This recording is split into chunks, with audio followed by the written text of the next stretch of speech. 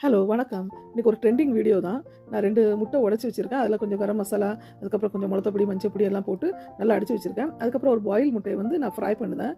அந்த பாயில் முட்டைய வந்து நல்லா ஃப்ரை பண்ணுங்க. கொஞ்சம் அதில உப்பு போட்டு, அதுக்கப்புறம் வந்து நீங்க கொஞ்சம் வந்து மசாலா பொடி போடுங்க. நான் கொல்லாப்பூர் மசாலா வந்து நான் திரிச்சு வச்சிருக்கேன்னு சொன்னோம்ல, அதில எல்லாமே உப்புலேருந்து எல்லாமே இருக்கும்.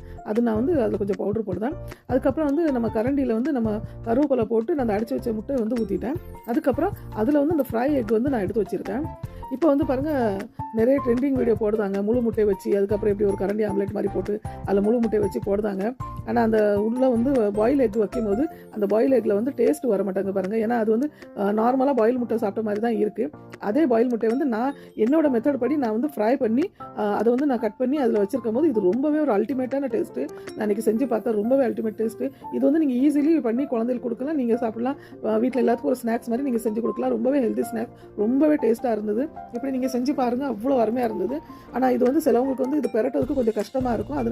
அதனால கொஞ்சம் நல்லா வெந்த அப்புறம் ஸ்லீம் இது வந்து நீங்க கேஸ் வந்து கொஞ்சம் ஸ்லோவா வச்சு பண்ணுங்க. அவ்வளோ ஒண்ணும் கஷ்டம் கிடையாது. கொஞ்சம் ஃபர்ஸ்ட்டு கொஞ்சம் பயமா தான் இருக்கும். அதுக்கப்புறம் நம்ம ஈஸிலி பண்ணலாம்.